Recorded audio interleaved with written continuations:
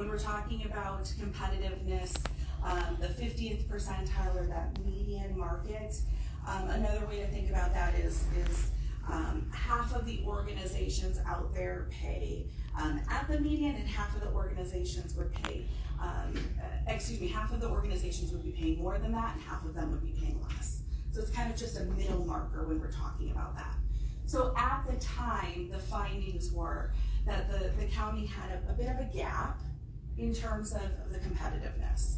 So coming out of that analysis, the direction and guidance was to create a system that was targeting slightly less than that median, and so it was to blend the 25th percentile and the 50th percentile. So the structure and system that was developed was to blend at that lower mark. Okay, so the control point, or step 11 within the pay system, was anchored at 25th, 50th blend. Okay. In 2024 and 2025, no adjustment was made to the pay structure. So no increases were provided in the system structure itself. Individual employees received adjustments, but the system or structure was not. In 2026, there was a 3% structure adjustment provided. Okay, so just some things to note from a historical perspective around the system and maintenance. What we're doing here, and some of the stuff we talked about in November, is with the market update, what we're testing is your pay structure and your compensation system as a whole, is it keeping pace with the system, or with the market, excuse me? Highlighting some of these pieces where on an annual basis we're not moving it, we're anticipating that there's going to be some gaps, right? So that's what we're doing here, is we're testing to see what's happening from a market competitiveness perspective. And now we're coming forward to say, okay, so here's where we're at, and now we're gonna talk about how do we move forward from here. Just an FYI, everyone, that screen, it's a little easier to see. I don't know why the color is off on that one, so this one seems a little easier if anybody needs to see it. Some other things to note about the system that's in place is your compensation system is not a pure market-based pay model. So your jobs within the county are organized and measured in an internally aligned perspective as well. So they've gone through an approach and a process to organize positions in a consistent way, utilizing a point impact or job evaluation system. That was done with the original study. That was not a part of this work with this project. It's something that the county maintains. And so it's not something that you have to do on an ongoing basis from an overhaul perspective. The second piece in this kind of overall system development perspective then was that external competitiveness. So that was part of the original analysis, and it's those two pieces that are brought together that are creating your formal compensation system. So it's a balanced approach between the internal alignment and the external market. From a pay perspective, there's really 4 core policy decisions that go into setting your pay program. Really, these four policy discussion points are: the first one, defining your target market. So that's really, who are you comparing against? Who are you measuring against? So we had a conversation about that.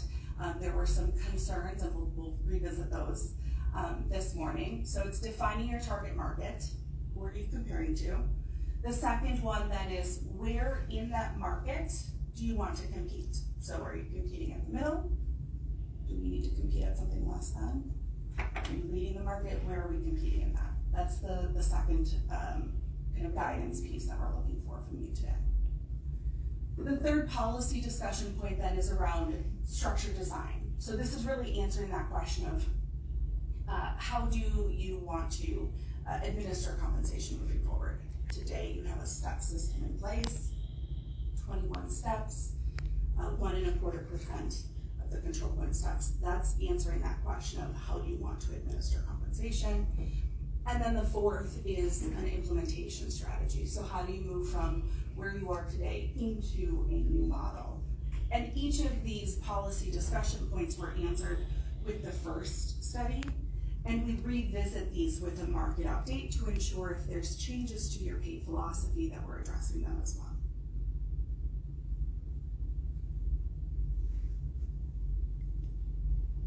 Some things to note then as we talk about a market update. So not every position in the county is measured through a market update. What we're talking about are benchmark positions. So when we're talking about benchmark positions, what we're looking for is a large sampling of positions across the county jobs.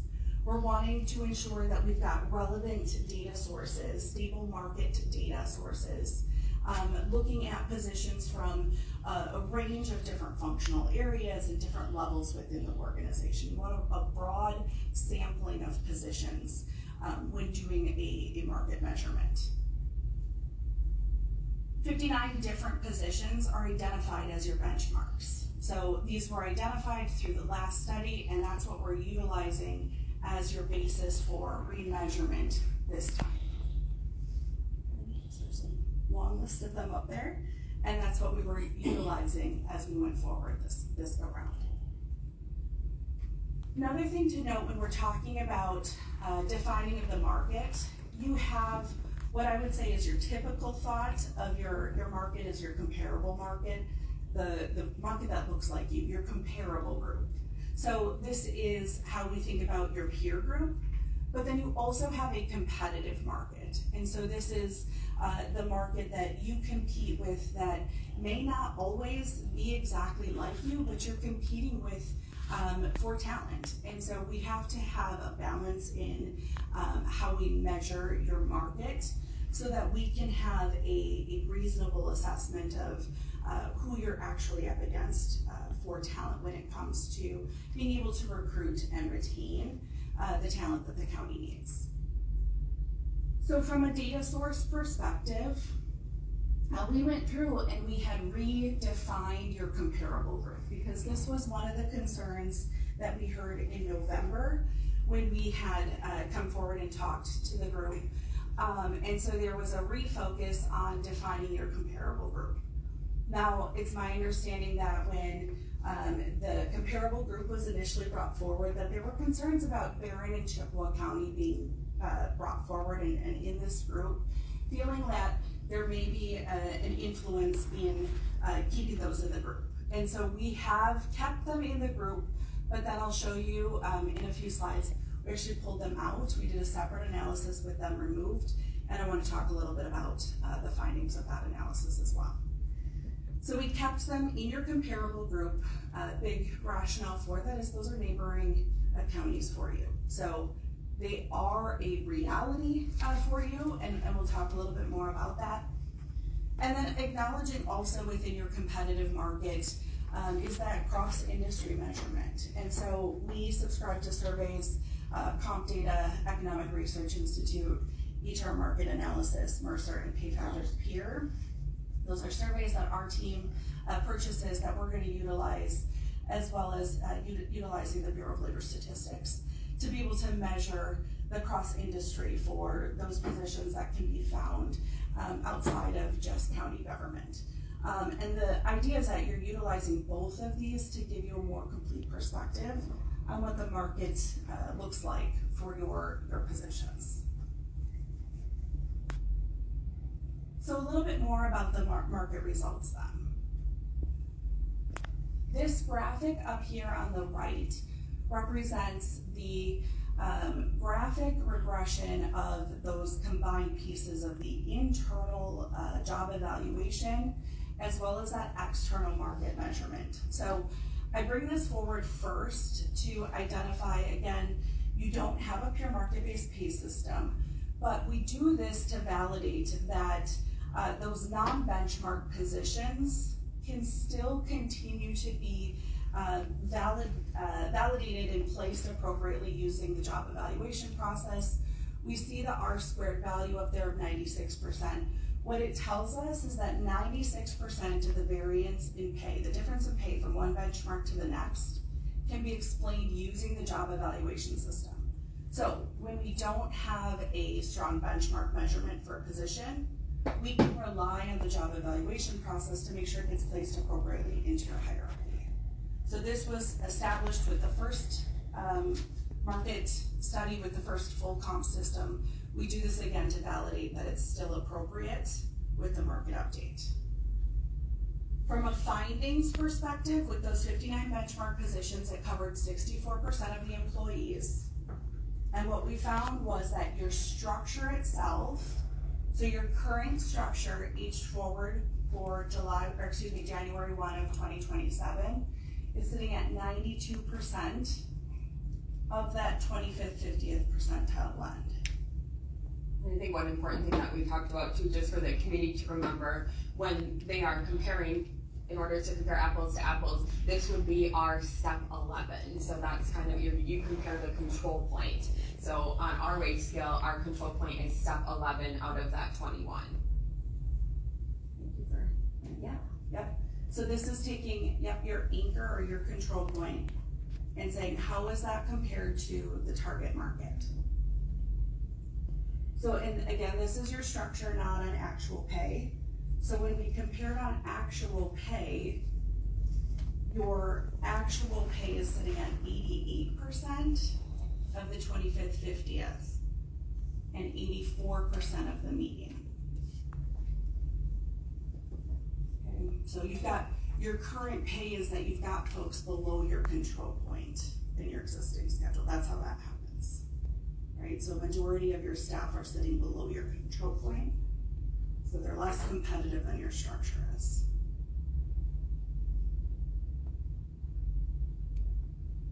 For some perspective on this, again, when we see the median, and I included both just as a point of reference, because when we did the study in 2022, we had just had the median as our measurement. In 2022, that first measurement of competitiveness, your current pay was sitting at 83% of the median. So now it's at 84%, so incrementally a 1% shift. Just a slight shift. Okay. A little bit more about competitiveness. So we're still seeing that 8% gap between your current structure and that 25th, 50th blend. What we also see is that it's not consistent. Again, I realize it's a little bit hard to see up there, but it's not consistent across your entire structure, meaning that the first 3 quartiles, someplace about 6.5 to 7.5 or so % behind, and then that top quartile is a little over 8.5% behind. So we've got a little bit of a variance from a competitiveness perspective across those quartiles. Okay, so the concern about Barron and Chippewa. Here's what I will share with you. When we were looking at the market data and kind of digging through, what we also found was that not only were Chippewa and Barron running a little higher, also was Clark County. So we thought, well, if there's a concern about those two, why don't we also look at removing Clark County? Because we thought that if you all had a concern with those two, we should extend that concern to Clark. So we actually ran a review again, removed all 3 of those to say, what happens when we remove those 3? What are the results of it? And what we found was that the overall competitiveness shifted up only 2%.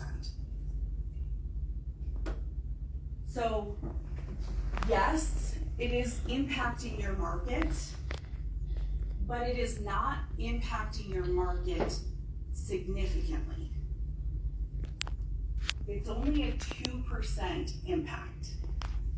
The other thing is, this is the other piece that I was looking for when we did this. I was suspecting that there was going to be a certain segment of the structure or of your positions that were going to be most impacted by this. And so I was looking for a pattern to see, was it a certain group of jobs or a certain area of the structure that was most impacted by removing those high-paying counties? And it wasn't. The group that was impacted the most happened to actually be kind of this middle segment. It kind of surprised me. It was this middle manager segment, and it was a bit inconsistent. and it ranged from about 3 to 5%. But it wasn't consistent in there either.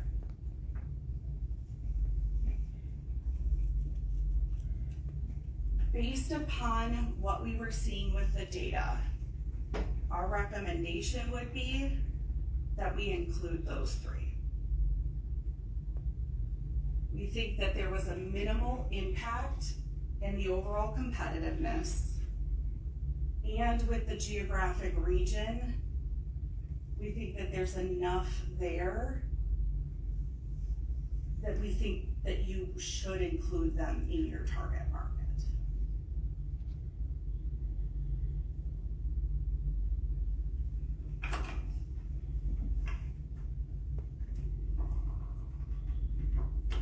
I'll keep going and we can address some concerns if there's questions along the way here. If you prefer, we can save them for the end. Another market concern, so as we were working through this, the other thing that we're wanting to pay attention to is if there's positions that the market is moving at unique paces. One position in particular was standing out, and so we were making this recommendation that the public health nurse be adjusted up a grade. So in reviewing where it's sitting today and where that market data was coming in, there's nearly a 20% gap. And so our recommendation was to get that bumped up one grade to a grade 12 to get that gap closed.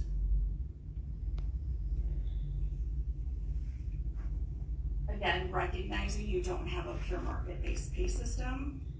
Anytime we have market adjustments like that, we're sensitive to, will making an adjustment like that based upon the market have a negative impact, or are there other positions that we need to be sensitive to? That was something that we had a conversation about, and it's not my belief that there's an internal position that would cause a problem with.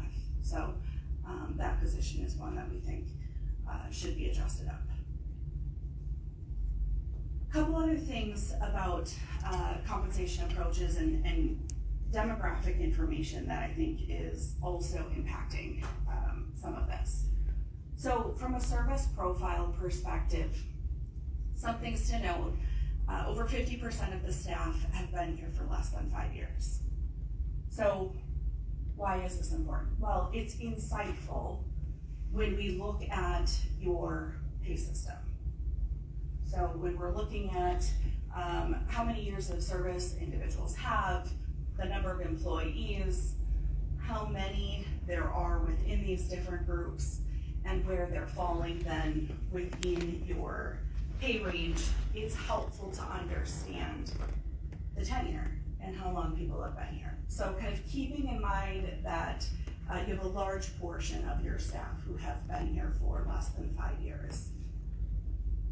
Couple that with this very noisy slide, but this is your current structure. So when Ashley mentioned, our market measurement being your control point, that's step 11 there, that's that grade structure, or excuse me, grade column. That's what we're anchoring your structure to. So when we talk about your pay philosophy and we talk about what you're targeting step 11. So when we talk about the 25th, 50th percentile, we're talking about step 11. So if we have a 21 step structure and we bring someone in at step 1 and provide step increases each year, it's taking 11 years for them to hit that 25th, 50th one. Okay? So just some context around what's in place right now. Some other pieces to note about the current structure and the utilization of it. 85% of the employees are on the first half of the structure. Okay, recognizing half of your employees have less than 5 years of experience. Okay, we understand that. That also gives us insight into why your competitiveness is sitting where it is, right? Because the step 11 is anchored at the 25th, 50th percentile, and 85% of the employees are sitting on the first half of it. So all of these pieces are kind of fitting together as we think about the competitiveness. Here's some context that I think is really important about understanding the pay system and the intention of the structure. So with a pay model like the county has, there's two intended mechanisms for change. One is the annual step adjustment. So this is the adjustment that is intended to be made to the control point, or step 11. This adjustment is one that organizations typically make on an annual basis. It should at least be considered on an annual basis. There should be some conversation about what can you do on an annual basis.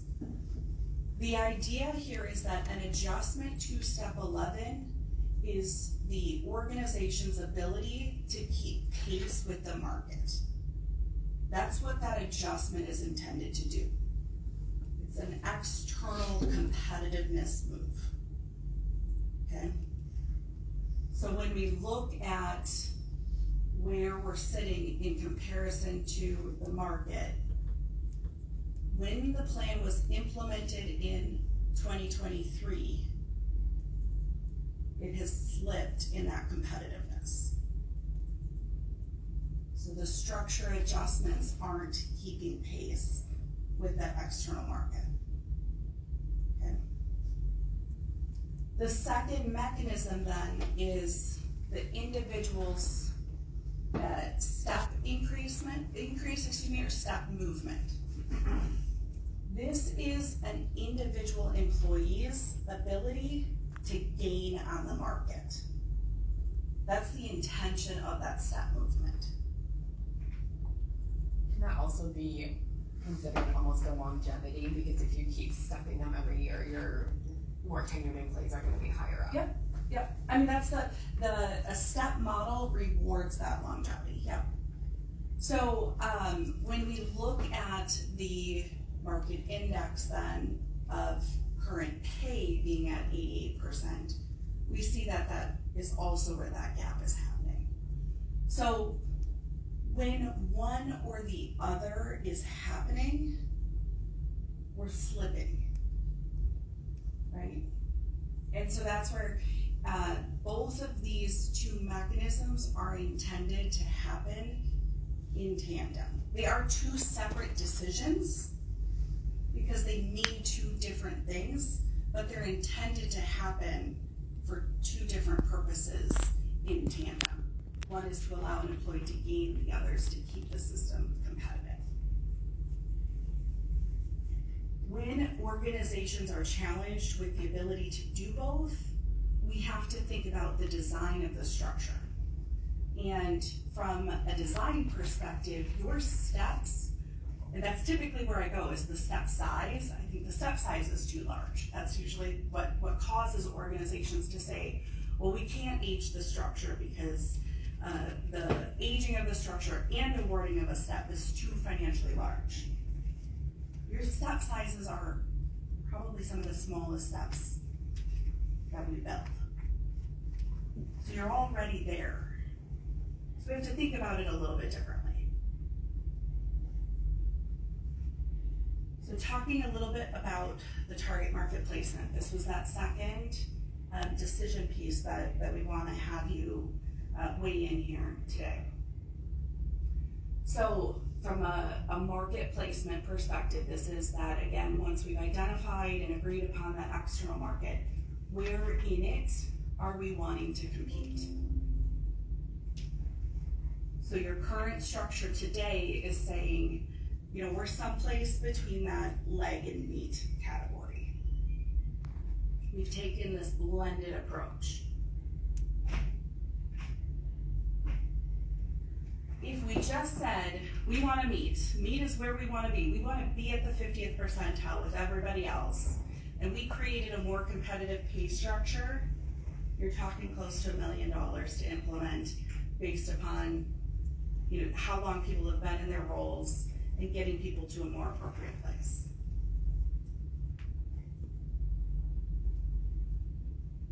That's probably not financially attainable, but wanted to provide some context around, like, that's what that meat would look like. That was some of what was explored in 2022 when the initial plan was designed as well. When we're thinking about what the target market is, we have to consider financial sustainability. It's not about just, can we hit that right now, but then can we sustain it? I would rather see the county get to a point of being able to do both the structure adjustments and the step increases, getting both of those pieces in place, getting employees into the range, into a more competitive place, thinking about the recruiting and the retention considerations, as well as, from a total rewards perspective, are we thinking about this from a benefit and comp perspective? Are we balancing those pieces? Do we have a sense of our competitiveness on the benefit side? And then are we just balancing our position on the compensation side?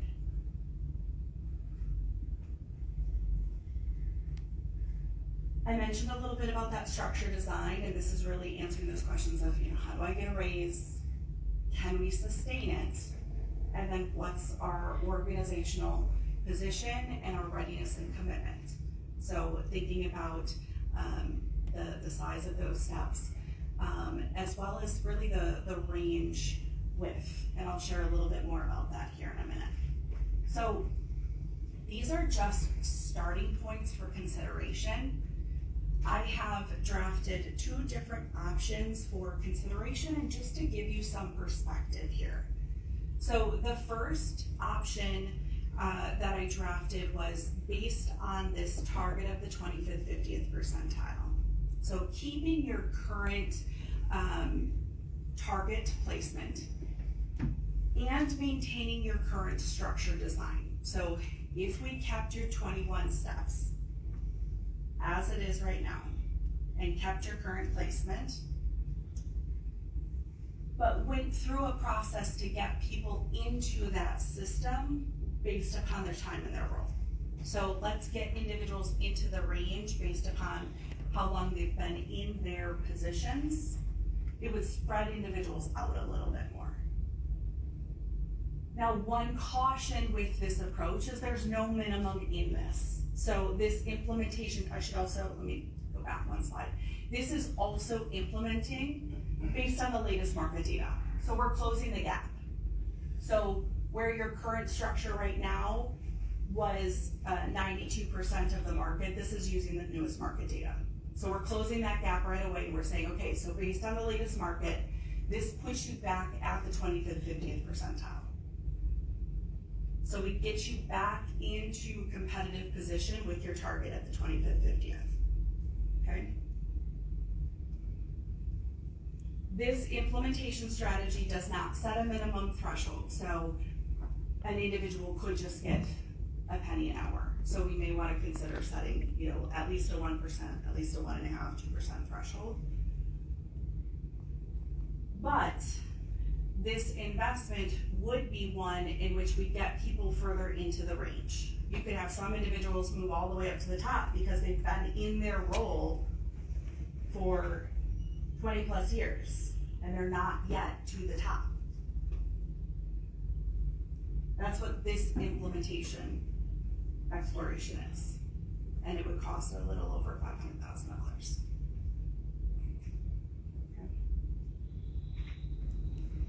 A second option to consider, again, just as a starting point and a conversation starter, is to say, what if we shift your structure design a little bit?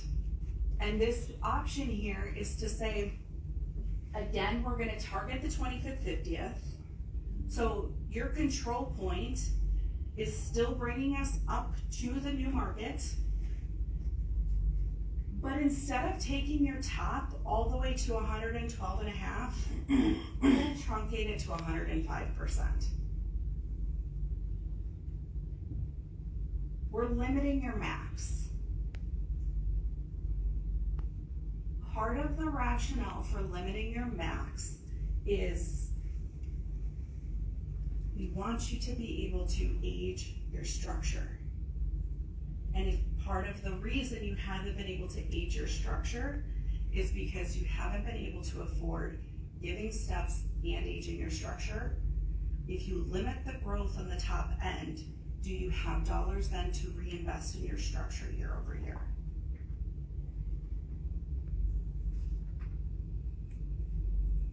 So that's part of the idea of this approach. Again, the caution is there isn't a guaranteed minimum in this. It does drop the cost to implement slightly. It's about a $50,000 or $60,000 savings in that. Cost to implement is $490,000. It's still taking those employees who have been in their role and getting them pushed into the range. Getting them further into the range where they should be based upon their experience.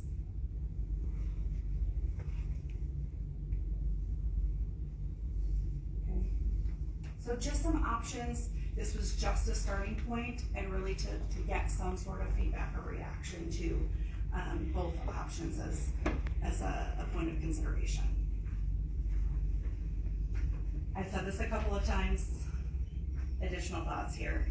Really recommending future changes linking both aging structure and steps as you're able to.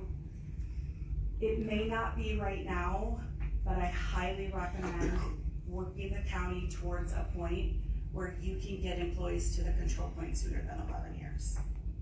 That is a really tough place to be. I've got 3 different options up there as ways to consider it. One of them being considering steps more frequently than annual adjustments. For those below the control point, maybe it's for the first few steps you consider 6-month increments on those steps. Might be a way to consider it. Possibly shifting the size of those steps from 1.25% to 1.5%. You may even get to a point where you consider truncating those first few steps.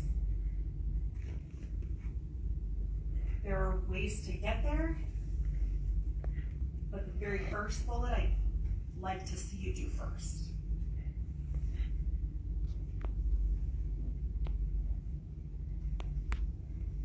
So, next steps, moving from here, confirming that target market. So, getting comfortable with including Chippewa, Barron, and Clark in that full market based upon that analysis.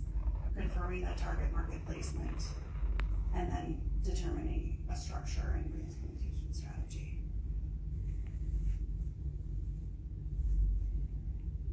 There's a lot of information, I know.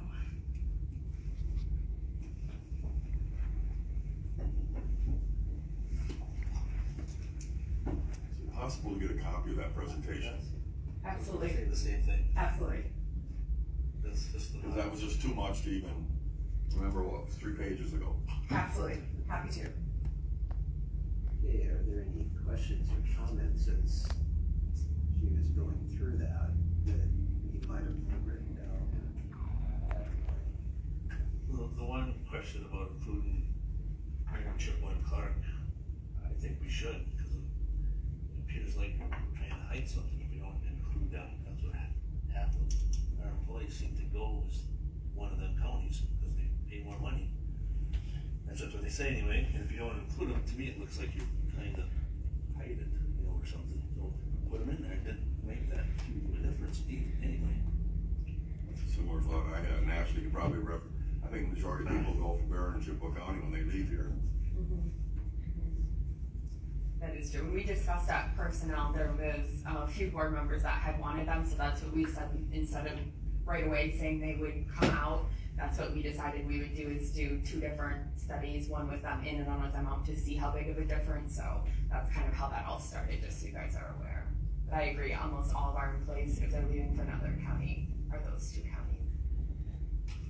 seems to me that there may be other factors in consideration of why people go to Barron County and Chippewa County. And they may be able to do that without moving. They may be able to do that because their spouse can continue to work in Rusk County and they can commute, or, you know, a variety of other things. They're the closest county, so they're more likely to be places where people go. So I'm not sure it's just a pay gap. I'm not necessarily saying we shouldn't include them, I'm just saying that could be a factor in why the majority of our people that leave go there. But I do also have a question, and maybe somewhere along the line we talked about this earlier and I missed it, but is this study on salary only? So we don't consider the total remuneration package? The value of our benefits? Any thoughts about whether that would change our status in terms of comparability?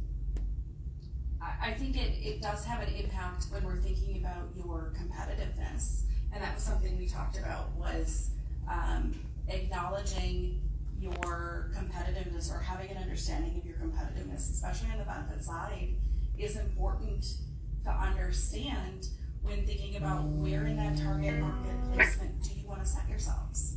So if you have an understanding of where you are from a benefit competitiveness perspective, if you are at or leading on the benefit side, well then setting a slightly lag approach on your comp may be just fine.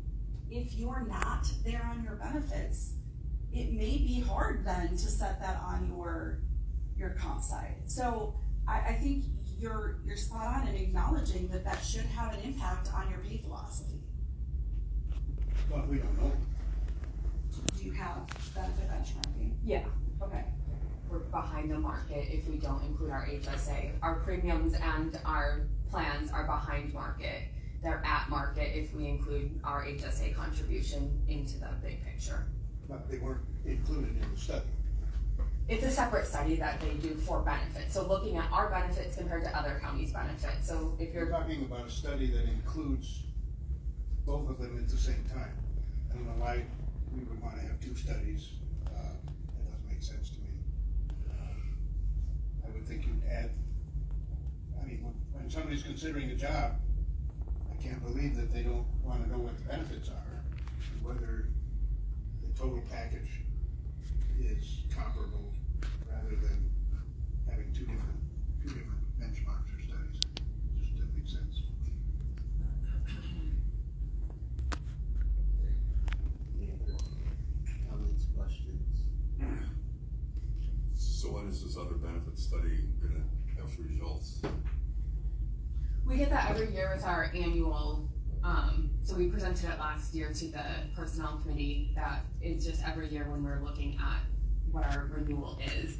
Also, every 2 to 3 years, we do that benefit value survey, and that went out last week. So our insurance broker, J.A. Counter, Alira Group, they put that together. That's part of our package with them. So every 2 to 3 years, they send that out to all of our staff. So that was sent to us. We sent that out last week.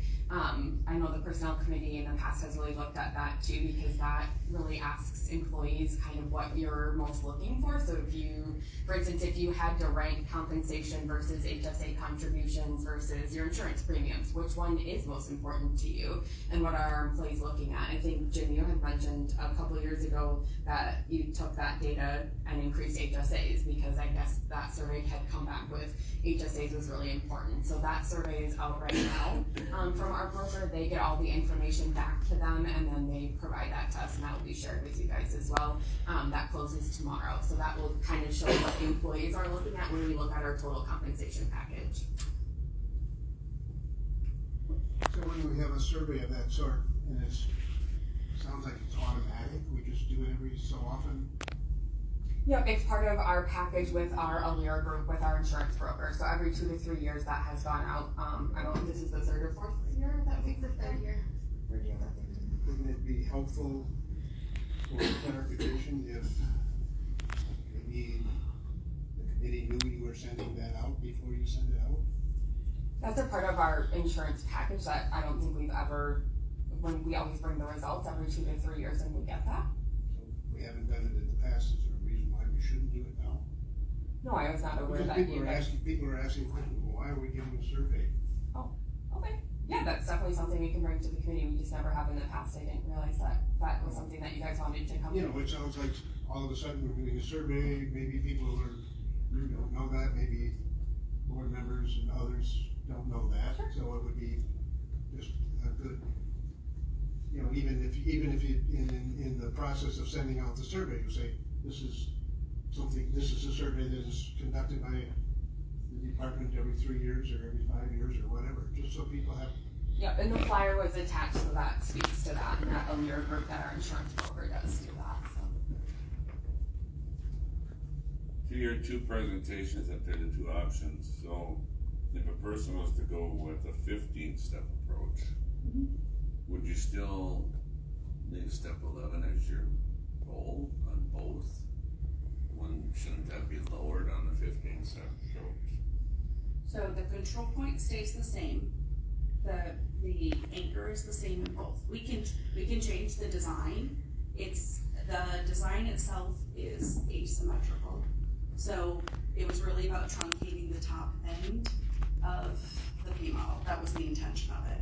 So you can have a 15-step that would have your anchor in the middle. You could design it so it was symmetrical, but the intention of that structure design was to eliminate the top portion so that your funding was reinvested into aging the structure. And then if you lower that, it's gonna probably force you to make a larger percentage increase for each step, I would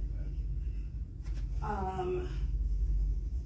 If we shifted it and it was a 15-step, we would actually be raising the bottom step. So if we stayed 15 steps and kept with the same 1 1/4, we'd actually be raising the normal. Because if you look at the graph before, 21 is about halfway, 11, Yeah. a little over Yeah. 50%, Yeah. whatever you want to call it. Yeah. But if you go 15, now you're looking at more or less sticking in 66% more or less through the step process to get to. That's where my question's coming from. Does that make sense to go to a 15 without adjusting where you're gonna have your median at? If it's a different intention, so if the intention, right, so that's a good question. So if the intention now is to say, our goal is actually to get people to the control point sooner. Like if that's now the goal, okay, then let's design it differently. That's a great question. So we could reduce the number of steps to the control point and look at a 15-step model. Like let's design that. It would be different. And I think there is some counties that do that, there is some counties, and please jump in too, for what your knowledge is, but there are some counties that their control point might even be all the way down to a step 4, and then they have many steps, ahead of that because their goal is to get everybody to the control point right away. Jen and I have been having multiple discussions, and one of my fears or worries is right now, one of our big problems that we have with the recruitment standard is, you all know that you put the policy in our handbook that department heads can go up to a step 7 with HR and admin coordinator and offer somebody up to a step 7 with 3 different conditions. One of the conditions is the placement of everybody's wage within that department. And as you saw on the presentation, 85% of our employees are on that first half. So if we cut off the half and truncated the lower half instead, so to get to our control point faster, we're just going to move everybody up and we're going to have that same problem still, that all of our employees are still going to be on those lower steps and have that compression there. So we still have to start everybody at step 1 and we have to do that. So I think that was also when we look at our scale, we have 7 employees up at the top in those top steps. So when Jenna had presented this one to me, doing that, we're not even getting employees there. Like you said, if we haven't historically given a step increase every year anyway, so even if we gave a step increase every year, it'd take 21 years to get all that way, so we're rarely even using that, and then that goes back to the goal. What is our goal? And I think that was one of our concerns. If we took the bottom steps away? There's a couple, it's a great question and a valid point to consider. It's a balancing act, right? So you're trying to figure out what the priorities are. You have, again, over half of the staff with less than 5 years of experience. So there's that piece to consider. So whatever we do to the front end of the schedule is going to have a more significant financial impact up front, because we're front loaded with staff right now. Then you have the other half of staff with more than 5 years of experience that, to Ashley's point, are compressed for a majority right now. So the implementation strategies that were identified were in part to try to elongate those, to get them into the range or spread them out a bit based upon their time and job. So this initial implementation and investment is kind of thinking about getting them spread out first, and then with time you could think about truncating that front part. So it's like a phased in approach where the priority is maybe to take care of that compression first and then start to address the structure design or that time to the control point. You're still gonna have compression, because as you try to truncate, you're still gonna have folks that are one step ahead, and then you're gonna truncate, so then you're gonna hire new right away, right? Like, at any point that you do that, you're gonna run into some compression, but it's this balance of like, are you okay with compression for somebody who's brand new here? Or are we wanting to continue to live with compression for somebody who's been here for 10 years and somebody who's been here for 3 years? So it's trying to, and sometimes it's like the lesser of two evils that we're trying to balance, and I get that. So it's a good question, and that's a fair question to ask, like, what is the priority? Are we wanting to get people to the control point? Is it a focus on that front half? Do we want to spread people out on that second half? What's our objective? Well, and then I'm gonna assume it probably won't change it, but if you go to a 15 step, would that have more, it's not gonna, you're gonna have to change the percentage per step. Otherwise, you're gonna have way more people red circled above and beyond the chart. If you just kinda, so you're gonna have to spread that out, to your point, I would think. So yes, it's gonna cost more money to implement the way around it. I think it's hard for us as a committee to make the decision unless we know what we need to address as a county. Is our biggest issue 7 years and under, 5 years and under? Is it attaining people in the first place? I don't wanna make a knee-jerk reaction on this, and I think we need more data about what we need to address too. If we're gonna fix them, we need to fix it with this, try to.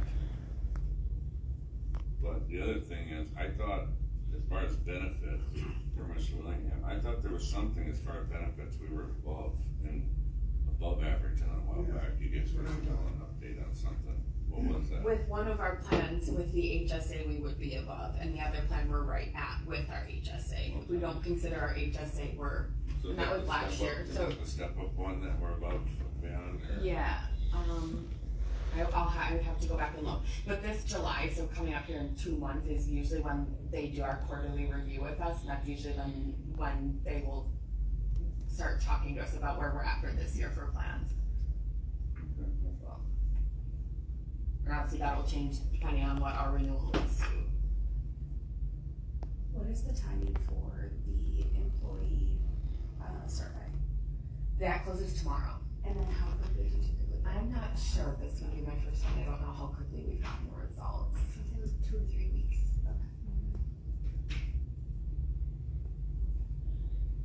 I'd like to just add one more thing to my comment about the survey. If our insurance company or anyone else is sending out a survey to our employees, it seems to me that some committee should be reviewing that survey to determine whether that's the questions we want to ask. And maybe we want to add questions, maybe we want to take questions out, but it may be a very standard, well-tested survey, I don't know, but it just seems to me that when employees get a survey that's being sent out in the name of the county, they should be able to know that those are the questions that the county wants to ask, not some third party. And I can't remember the first time they did it. It's been a while since they've done it, I think. But they don't do it every year, was it? The first time was under Jeremy Kozlowski. Yeah. And I thought they presented it to us, but I could be mistaken. But, So the results go directly to our insurance company and they calculate it and then send the data back? They do it in a presentation. So no county board member, no county employer, nothing gets to see individual replies. It just the raw data comes back, then the data comes back.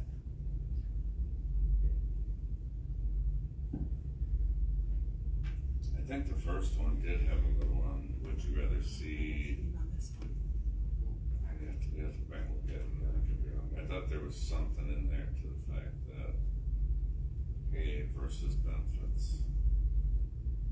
That's what the survey is Yeah, on. there was That's something that alluded it's- to that in there. That's what the whole survey is on, so it's not in the satisfaction survey, it's your benefit package, Benefits your total and benefit package, yes. Which would you prefer? But if the county's going to be making decisions based on the survey, then Yeah. we should have some input and, I think, approval of sending out a survey in the first place.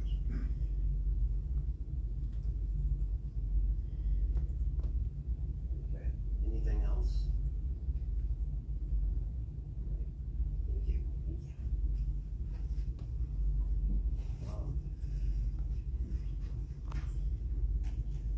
Actually, it's number one. The same. Yeah, those were the questions, I think, ultimately, we're looking for next steps, and like she had presented at the last slide, those couple questions that Jenna did have is keeping Barron and Chippewa in or out, and Clark, if you wanted to as well, and then compensation structure and implementation strategies, what you guys wanna see, correct? Okay. Well, do we wanna look at her presentation one more in depth and bring it back to the June 4th meeting? Especially if we're gonna look at that, what we learned today is, that was way too much for our first time on personnel committee meeting. Alright. I just sent it in a PDF form, so you guys. So you have it now. Look at it and come back. Came through as a power. That I sent a second email, yeah. He's here. Okay.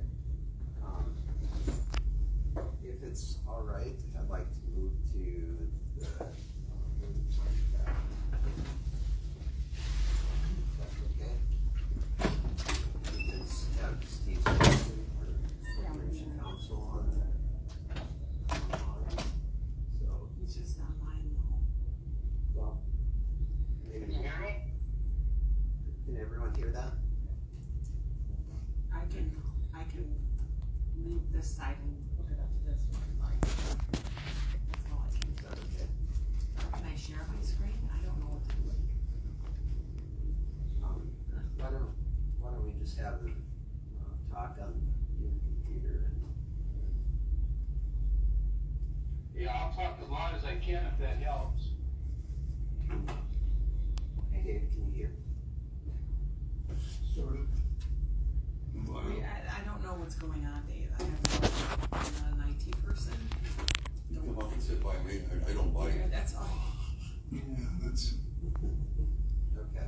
Otherwise I I'll could. talk, That's what it's- I'll talk and I'm sure you can hear me to some degree. And if you have questions, I'll answer all the questions. But the topic is the approval of the Wind Technology contract with IT services, or for IT services. And what the basis of this is we had a temporary agreement that was signed by, the past chair that would have taken us up to now, but we need to get a full contract signed with them in order to continue the process that we have of updating our computer systems to comply with what is required by the insurance carrier and the security team that has been involved with the incident that occurred back, several months ago now. I guess a couple months ago now, it just seems like several months ago.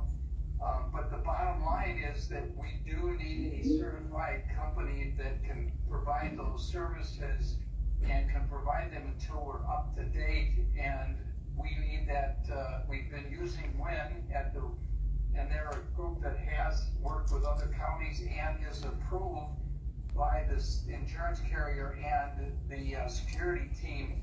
So we know that they have the ability, and we know that they have the certifications that we need to proceed. We ultimately will have to, or the county is going to have to ultimately have someone on site that is in the technology world. We had hoped that the former employee would have stayed, but he chose to resign. So right now, we're using WIN services to cover, but ultimately, that's why I think is the second agenda item, is filling the vacancy that's been created. The contract is a twofold contract. One is to make sure that our systems have the appropriate and proper security on them. And the other aspect of it is to monitor the systems to make sure that there is no improper use of the system or improper attempt to violate the safety or walls, so to speak, of the system. That's really what WIN is doing right now for us, and has been doing for us since the breach and the retention of their services. We also still have the company that was providing services previously. They're doing the investigative process and providing the security team working with the insurance company the data they need from past activity that they were responsible for and they were part of. And WIN is kind of supervising some of that, but certainly that's not their major role. Their major role is to make our system as safe as it possibly can be and to fulfill the requirements that have been set forth by the insurance carrier and their security team. So that's why we're hoping that we can get this contract approved by the executive committee and then by the board, so that it's not operating on the emergency powers that were exercised by the former chair, and putting it into place because he had to act on direction of keeping our insurance viable and keeping us from being subject to more incidents, I think is the word we're using. So that's really in a nutshell what this is all about, but I can attempt to answer questions if anybody has them.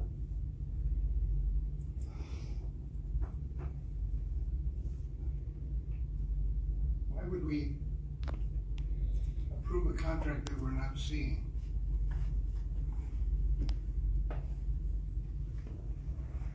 Did you hear that, Steve? Yeah. Well, you can't approve a contract that you can't see it. I mean, I don't ask you to do that. But actually, do we have a contract there? Not a printed copy, Steve. Okay. Well, then my suggestion is to move this forward to the board meeting tomorrow,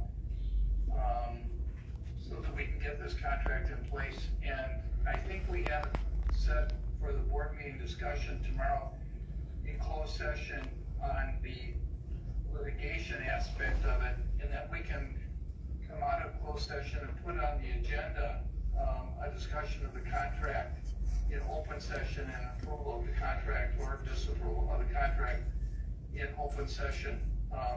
But I think the board needs to have the same background that you all have from the closed session that we had last meeting.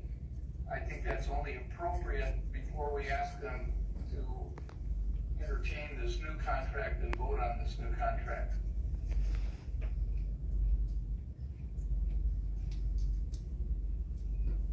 So I can understand having a closed session to discuss the contract, but is the contract going to be in the packet for the open session? Yes, it'll have to be.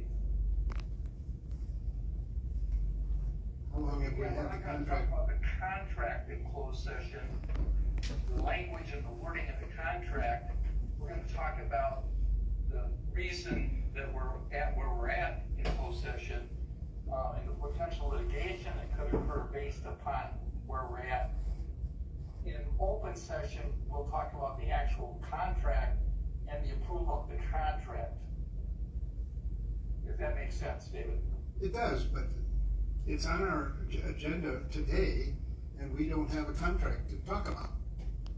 Yeah, and I'm suggesting that you can't vote on something you don't have.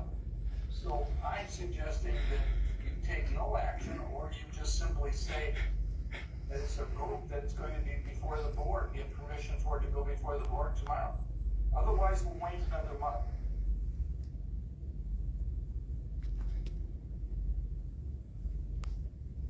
Doesn't make sense to me.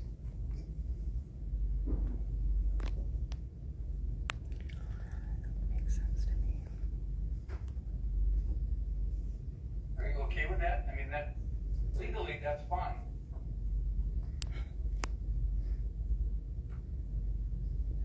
Even having it on the board agenda tomorrow, that you're gonna have a few hours over the 24-hour limit for board members to see that contract. I understand that, but you have also a provision that says that if something comes up that has to be dealt with, which is what this is, that can be 2 hours in advance of the meeting. And we're giving it certainly a lot more than 2 hours if we get it out today. Yeah, I understand that, but if we've had the contract had it, and we put an agenda out a week ago, why wasn't it included in the agenda in the first place? Because that contract that was done a week ago would not have been the contract that we're gonna ask the board to vote on. We've been changing that contract and trying to bring it in. You have to understand that this whole thing is fluid. And yeah, I'd love to be able to tell you exactly why it's fluid, but then that would breach the confidentiality agreement that we have with regard to the team, the security team. And so it makes it very difficult. It makes some of us look like idiots. I understand that. I don't like looking like an idiot, but that's the reality of dealing in a world that you have to protect the security of what's going on here because of the incident that occurred, because our IT system got hacked. I mean, that's all there is. Nobody wanted this to occur.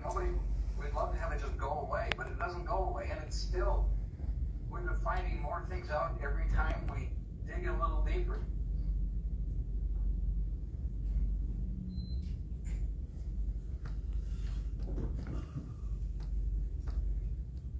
Don't want to act on the contract, then just put it off for another month, and we'll continue under the contract that Phil signed.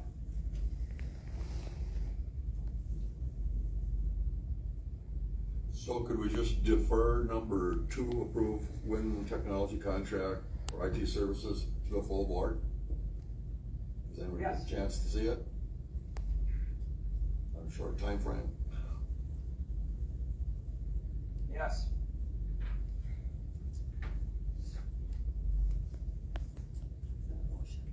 Sure. Okay, there's a motion to defer to tomorrow night. Is there a second? I'll second. We have a motion and a second. Any further discussion? Hearing say no?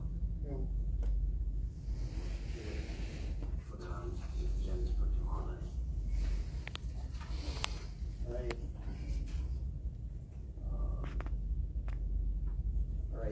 Alright, Steve, do you wanna just, update on the memorandum of understanding on the,